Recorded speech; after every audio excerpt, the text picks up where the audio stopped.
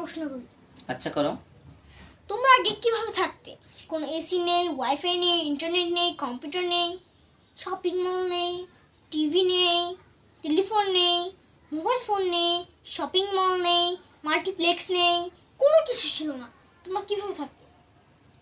তোমাদের প্রজন্ম আজকে যেভাবে থাকে, যেখানে কোনো প্রার্থনা নেই, কোনো সমবেদনা নেই, কোনো সম্মান নেই, কোনো শ্রদ্ধা ভক্তি নেই, কোনো খেলাধুলার মাঠ নেই, লজ্জা নেই, কোনো চরিত্র নেই,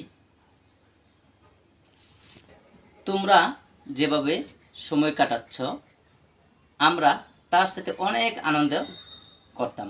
আমরা পাখির পিছনে ঘুরে বেড়াতাম, আমরা বিভিন্ন বন্ধুদের সাথে আড্ডা দিতাম, আমরা বিকেল হলে মুক্ত মাঠে খেলাধুলা করতাম।